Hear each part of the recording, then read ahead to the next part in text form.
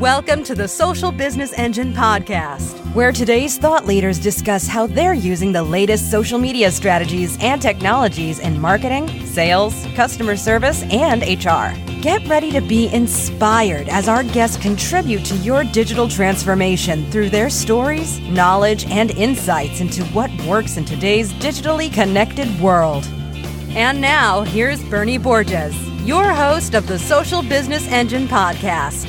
Hey there, welcome to episode 226. This is Bernie Borges, CMO of Ingresso and host of the Social Business Engine podcast. Hey, thanks for listening. Hey, my guest on this episode is John Ferrara, founder and CEO of Nimble. Now, John has a long history of building relationships, building friendships, building companies, and driving business results. Now, on this episode, John shares how he engages on social media to connect and engage, educate, inspire, help, and just to be his authentic self with everyone that he encounters. John explains how his approach to using social media wins friends and influences people and wins lots of business too. Now, before I get to my conversation with John Ferrara, I want to let you know that this episode is sponsored by Ingresso's Digital Selling Benchmark Assessment. This is a complimentary service for sales leaders with at least 25 salespeople. We measure and report on the digital selling skills of a sales team. Just visit digitalsellingbenchmarkreport.com. You can fill out the form, and then we'll send you the survey for your sales team, and then we take it from there. Now, of course, we're going to link that up in our show notes page for this episode at vengresso.com. So now let's get to my conversation with John Ferrara, founder and CEO of Nimble. John, welcome back to the Social Business Engine podcast. Bernie, I'm super excited to be here with you today. I love to teach and preach. I think we're on this planet to help others grow, and this is certainly an opportunity for both of us to share some wisdom together.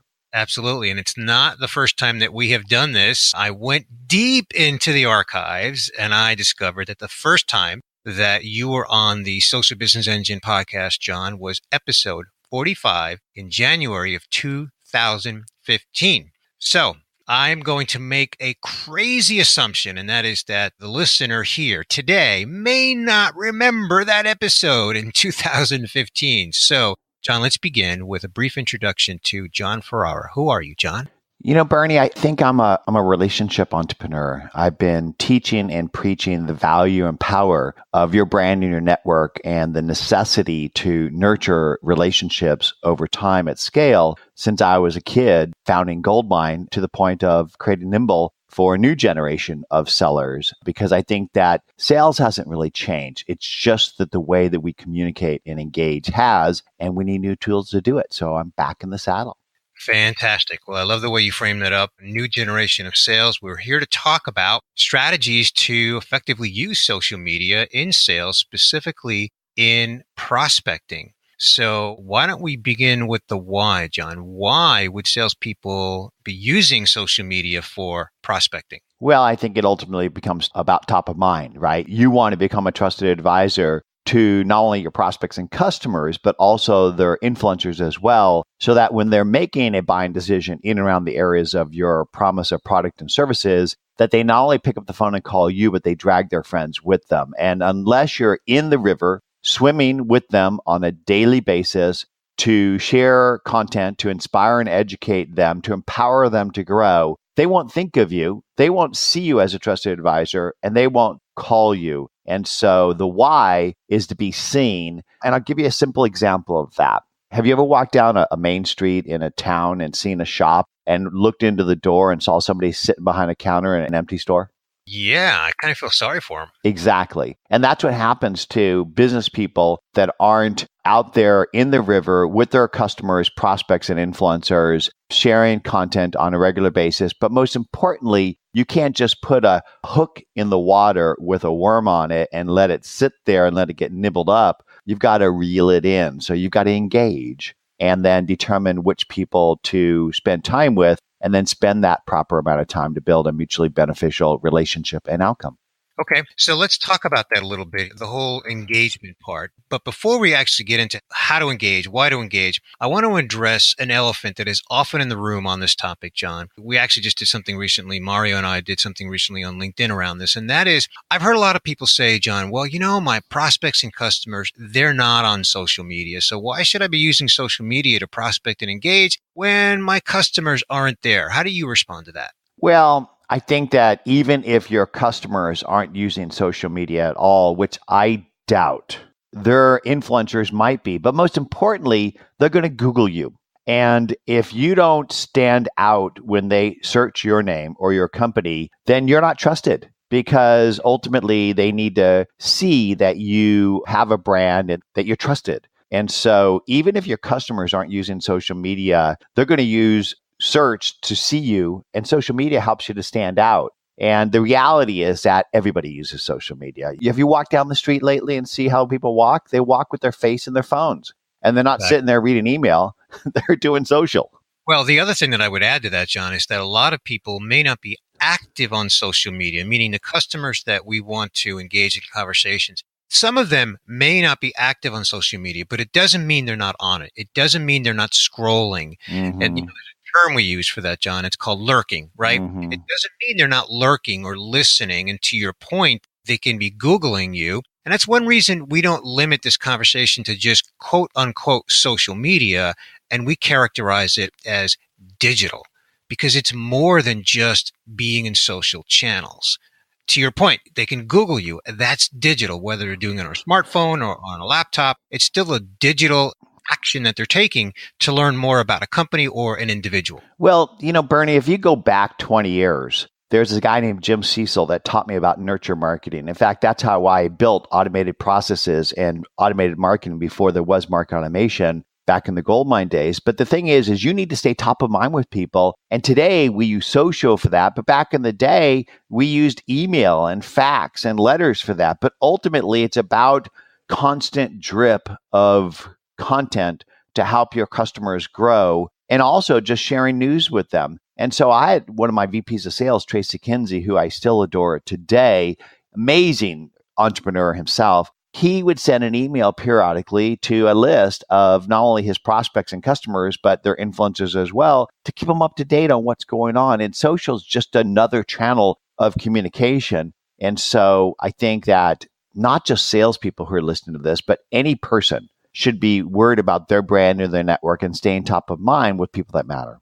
I love what you just said. Social is just another channel of communication. I totally agree. We talk about that all the time at Vengresso. So let's talk, since we're here to talk about that topic in particular, which are the social channels that you advocate salespeople should consider using for prospecting? Well, I think that there's formal channels, like you walk into my lobby, like LinkedIn, that are things you can't ignore. And I think that LinkedIn has become much more relevant with the algorithm changes that they've done, where if you put actually raw video into LinkedIn and you post in their place where you could actually do like blogging, you get tremendous engagement. But it can't be just that. I think when you talk about social to business people today, they think LinkedIn. And for me, a chair has at least 3 legs, if not 5.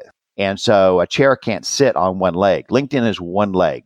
And so for me, I use Twitter, Facebook, LinkedIn, Instagram, Quora. I think those are my main ones that I use on a regular basis. And you need to do a mix of those, because I think that LinkedIn is your business persona, but people don't connect and stay connected over just their business side of their personalities. There's a softer side of relationships that people connect to and get a deeper connection. I call it the 5 F's of life: family, friend, food, fun, and fellowship. And so even though Vivica and I are friends in regards to our passion about empowering modern selling, we also love scuba diving and the islands and family and other things like that. So I think that create an identity across multiple different channels where your customers, prospects, and their influencers have conversations, making sure you have a great avatar, a great bio, and links to the appropriate places, and then sharing content there on a regular basis that's just not business related and certainly not about you and your products and services. You should be giving your knowledge away on a daily basis to inspire and educate others. And I call that the 5 ease of social selling or modern selling. You have to educate, enchant, engage, embrace, and empower your customers. And the whole idea is giving your knowledge away to set yourself up as a trusted advisor so you stay top of mind so people call you. John, I want to go a little bit deeper on what you just talked about building authentic relationships with people, because you're big on that. You're really good at that. And full disclosure, I'm not as good at that as you are. You're probably one of the best, maybe the best I've seen, especially the executive level and at the B2B sales level. So what kind of coaching and guidance you want to give my listener on how to go about building those relationships beyond just business? Sure. Well, Bernie, let me just start with a little bit of story for you about how I sold Goldmine in 1999. I retired for 10 years and raised 3 babies. Started using social media in 2006, 7, and 8. Saw how it was going to change the way we work, play, buy, and sell. And started to look for a relationship manager that integrated social. I couldn't find it. Started looking at CRM, saw it wasn't about relationships, it was about reporting. And I dreamed up reimagining CRM with the first CRM that worked for you by building itself and then worked with you wherever you worked and started Nimble. So there I was, 10 years out of technology with really no means to advertise this brand or build my brand. So how do I build my personal brand and a company brand? And so what I discovered is if you identify influencers in and around the areas of promise of your products and services and begin to share their content, the things that vibrate with you, and attribute their name and hashtag it appropriately for the channel you're sharing on, in my case, it was pound sales, pound marketing, pound social, that not only will you build your personal brand, but you'll also build your company brand. And at the same time, build a community with people looking to be better, smarter, faster at whatever hashtag you're sharing on, in my case, social sales and marketing, and the audience of the influencer who wrote the piece of whatever you're sharing, but most importantly, the influencer themselves. And so that's how you and I met, Bernie, because I loved the stuff you taught, that you wrote. And I started sharing your content. And eventually you turned around and said, who is this person? And you reached out to me and we started a conversation where we learned more about each other and found ways to add value to each other. And you became not only a friend, but also an advocate, user and advocate for Nimble. And so that motion that I just described can be applied to anyone listening to me today, whether you're an individual or you're a company person trying to build a company brand. And so if you unpack what I just said, I believe that everybody today who's in any type of role should be worried about their brand in the network, identifying content on a regular basis, sharing it, and then engaging in a relevant and authentic way. And I'm going to tell you a story about some engagement that sort of clarifies this a little bit. But before I do, I just want to make sure you don't have any questions or comments on what I just shared. I appreciate you doing that because everything you're describing is in the only book I've ever written and published in my life, published back in 2009, called Marketing 2.0. And the funny thing is, even though a lot has changed in social, because the book is called Marketing 2.0, but it's about social media. And think about the time frame, 2009, still relatively early days, but it was all about everything you just said. It was all about building your personal brand, building an authentic human brand, collaborating with people, sharing content, engaging. So even though a lot has changed from a technology standpoint, things like Instagram, didn't exist back then and who knows what else. But the fundamental core principles that you've just described were as applicable then as they are now, or maybe said differently, or as applicable now as they were then. Would you agree? Absolutely. And in fact, it's even more imperative because back then you could afford not to have a brand in social. And think about this, Bernie. Back in the day, there were companies when the internet first happened that said, we don't need a website. We're brick and mortar companies. Our customers aren't on the web. Do you remember that? Yeah. And they used to lock their team members, their employees out of browsers because they thought they'd waste time. Yep. So fast forward today, there's companies that say our customers aren't on social and we don't want our team members to be wasting time on social. Same applicable. And so back in 2009, 10, 11, you could afford not to have a brand in social because people didn't really Google you. Today they do, and you have to. And so I'm going to tell you a story about how my use of social to build my personal brand not only builds a Nimble brand, but helps us to scale to large corporations like Walt Disney. Okay. So I, on a regular basis, when I sit and have my coffee in the morning, find content that inspires and educates me in and around the areas of my passions. Some of those include social sales and marketing and other things, entrepreneurship, startups, etc. And I share that content on a regular basis, hashtag and attribute in the names of people and places. What happens is people see this content and they engage. And the way they engage differs. Some people might like, comment, or reply, retweet. Some people may see it and begin to see me as a trusted advisor, begin to look at my product, but not necessarily reach out to me. And that's the example I want to share with you today. So there was a conversation that happened around a thought leader named Tiffany Bova. Do you know Tiffany? I do not. So you should know Tiffany, actually. Tiffany was the CRM analyst at Gartner for a long, long time. John Tasic, they had a strategy at Salesforce, intelligently hires all the best analysts and puts them in charge at Salesforce for storytelling. So most of the top analysts that I used to engage with 10 years ago now work at Salesforce. In fact, I actually taught John Tasic what he knows about CRM back when he was the editor of PC Computing, but that's another story. So Tiffany Bova is a Salesforce employee who is a storyteller for Salesforce. She tweeted a while back that Salesforce isn't about command and control. It's about empowering customer-facing business team members. And somebody replied to her, it is about command and control. When are sales managers going to loosen their grip? And isn't this what John Ferrari has been teaching and preaching and building with Nimble? So Nimble listens to people talking about you, your team, or your brand, enriches those people's background with people and company data to find the fingerprint of the DNA of people that are most appropriate for you to connect with, and signals you. So Nimble told me this guy's talking about me and I should pay attention. And when I looked at his Nimble record, because Nimble automatically builds a record on people and companies, it told me that he was the head of data and CRM at Disney, Walt Disney.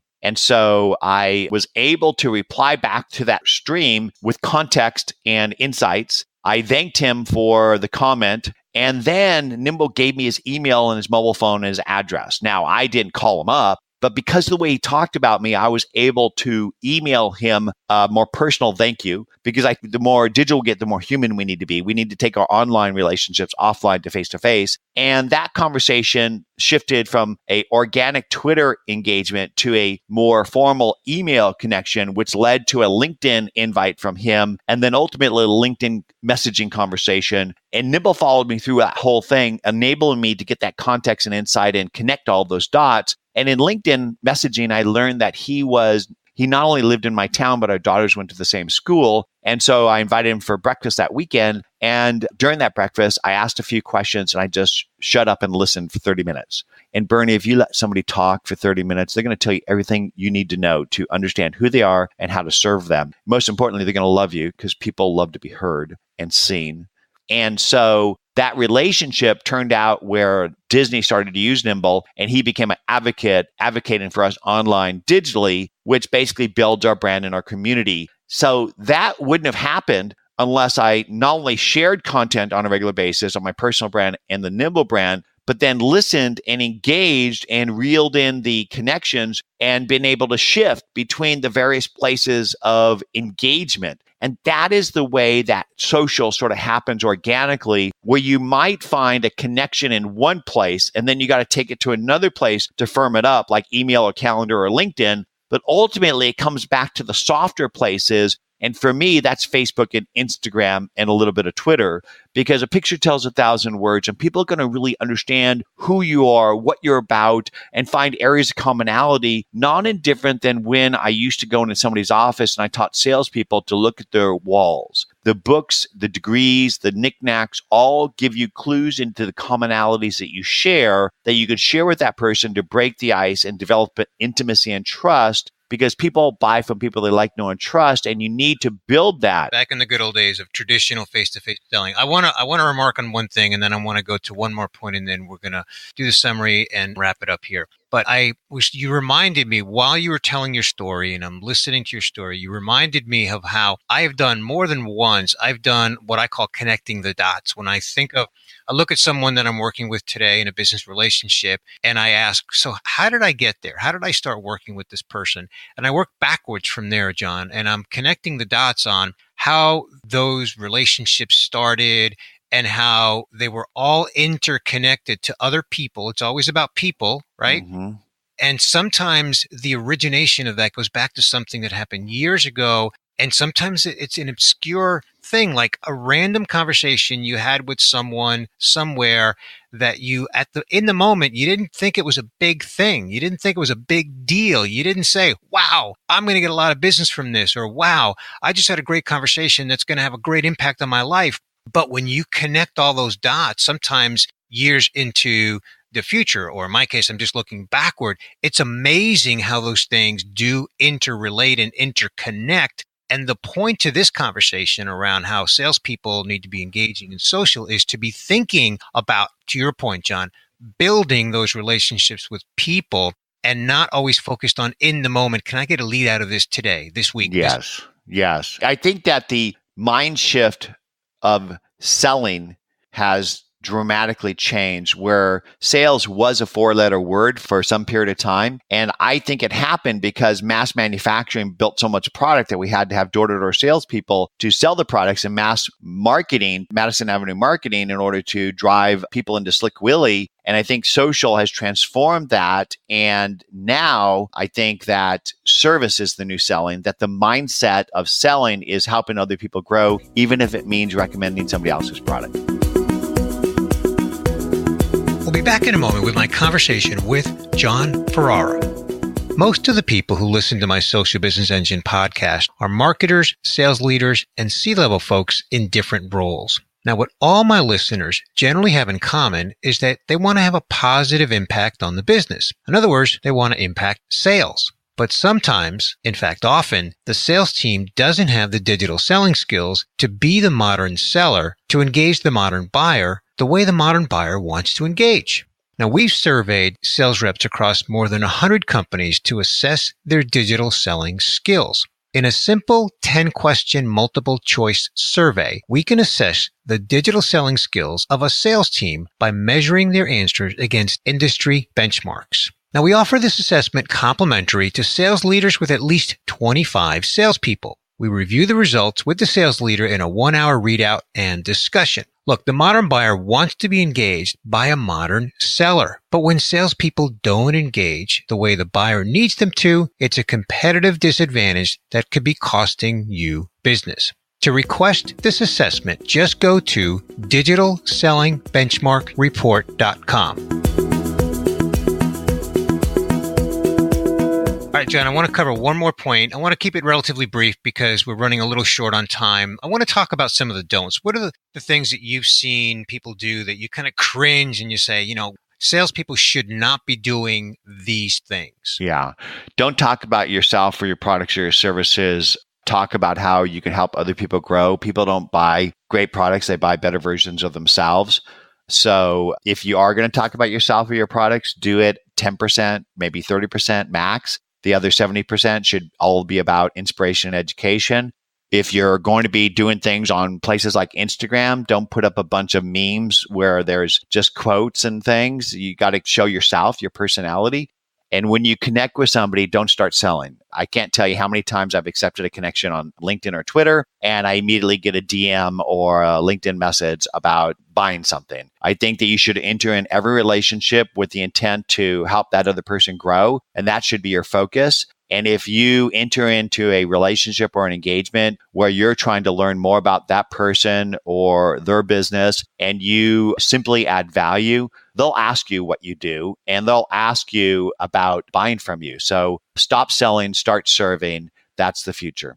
Yeah, what I would add to that is that the challenge is that there's somewhat of a conundrum on that mindset. And that is that anybody that's listening to this right now who's in a leadership role and they're under pressure to deliver. They're under pressure to drive a number. And that pressure gets passed along to the sales team. And then they're under the pressure to drive leads and close deals. So that creates a level of impatience. And that's why we often are on the receiving end of those connection requests followed by a DM pitching something. In some cases, it may be just poor choice on their side, but in other cases, that's what they're taught to do by their leaders. And that's a challenge that leaders face, John, because they're under that pressure and they're not able to find the balance between the mindset of the modern buyer and being the modern seller to engage the modern buyer the way the modern buyer wants to be engaged, and balancing that with the pressure that they're under to deliver.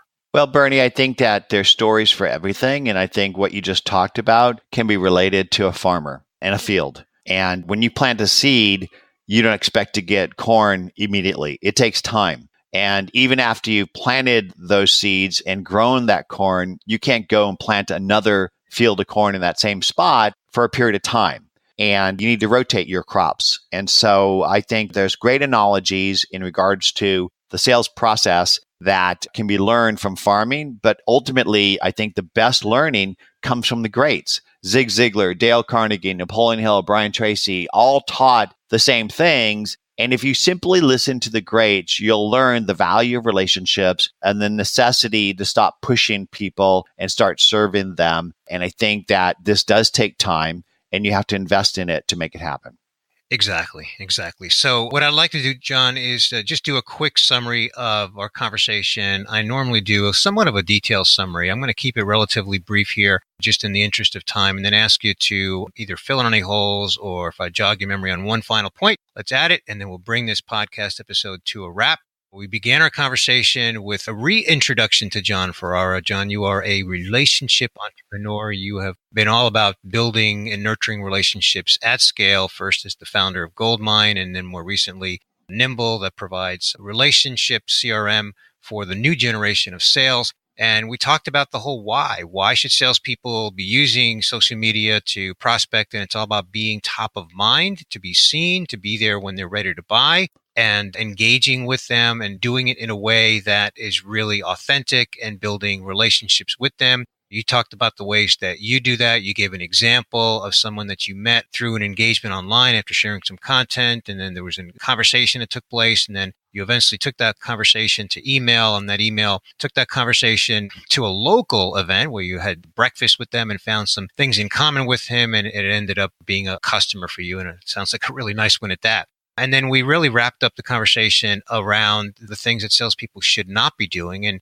you characterize that as, don't talk about yourself. Don't talk about your products. I love what you say. People don't buy great products. They buy a better version of themselves. So it's really all about being real, being authentic, and helping people, just being focused on building relationships where you can help them grow. So I promise to keep it brief. I'll leave it there. Is there anything, John, that you would like to add? Well, I think that the whole process of sharing content, engaging, identifying people that matter, reeling them in to build a pay it forward, mutually beneficial relationship needs process, but it also needs tools. And I think that even though Nimble can be a great CRM for your team, I think many companies have a CRM, and I think we all need a personal CRM. We need a golden Rolodex. And I think that you won't work where you work in 1 to 5 years. The average is 3, and that you need to be nurturing your network and your brand personally, and then being able to bring your network to work with you inside your company's CRM. And I'd love to give a gift to your audience where they can get Nimble for themselves for 40% off. All they have to do is use the code JOHN40, JON40.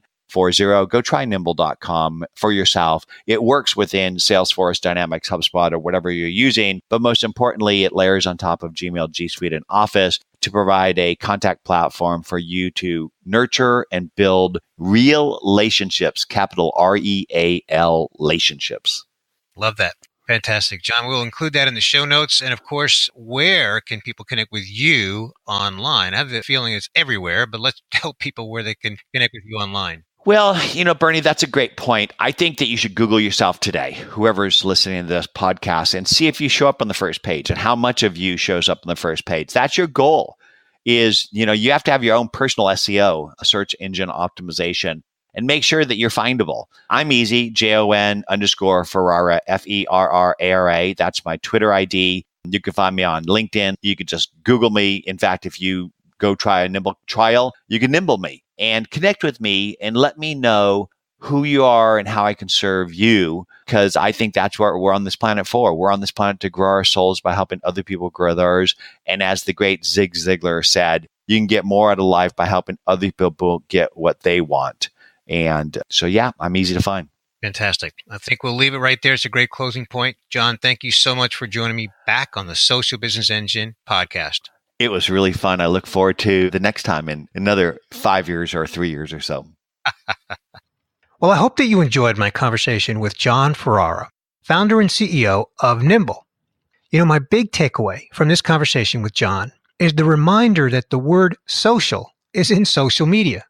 Sometimes I think we forget that, and I'm actually guilty of it myself. It's that being social is not just part of life, but it's good for business. And John reminds us that being authentic in your social media behavior is important.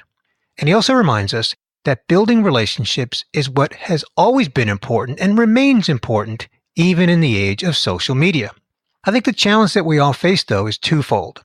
There's such an overwhelm factor. I mean, there's just so much social media activity, and it just makes it hard to keep up with it. And consequently, I think, frankly, a lot of people fake authenticity. John reminds us that real authenticity is what truly wins friends and influences people. Now, by the way, if you're not familiar with that expression, winning friends and influencing people, it's originally from Dale Carnegie and his classic book that's actually titled How to Win Friends and Influence People. And that book was published, by the way, in, you ready for this? 1936. Yep. So that's a concept that's been around and proven for quite a long time. So hey, what was your takeaway from my conversation with John Ferrara, founder and CEO of Nimble? I want to remind you that this episode is sponsored by Vengresso's Digital Selling Benchmark Assessment, a survey to assess a sales team's digital selling skills. The Digital Selling Benchmark Assessment report is complimentary for sales leaders with at least 25 B2B salespeople. So if you or someone you know meets this eligibility requirement, just visit digitalsellingbenchmarkreport.com. And of course, we'll link that up in our show notes for this episode at vengresso.com. And while you're there on our website, be sure, if you're not already, be sure to subscribe to both this podcast, the Social Business Engine podcast, hosted by yours truly, and our Selling with Social podcast, hosted by Vengresso CEO Mario Martinez Jr. Now, you can follow both our podcasts on social media through @GoVengresso on Twitter, and we're Vengresso on LinkedIn, Facebook, and Instagram. As for me, I'm @Bernie Borges on pretty much most of the social media channels that I'm active on, which is primarily LinkedIn, Twitter, and Instagram. Well, hey, that is a wrap for episode 226. I want to thank my guest once again, John Ferrara, founder and CEO of Nimble. This is Bernie Borges, CMO of Vengresso, signing off for now and wishing you continued success on your social business journey. Thank you for listening to the Social Business Engine podcast. Be sure to tune in again next week to reconnect with Bernie Borges for more insights, inspiration, and practical advice on social business. Visit socialbusinessengine.com to catch even more content on social strategy that will rock your business and your career.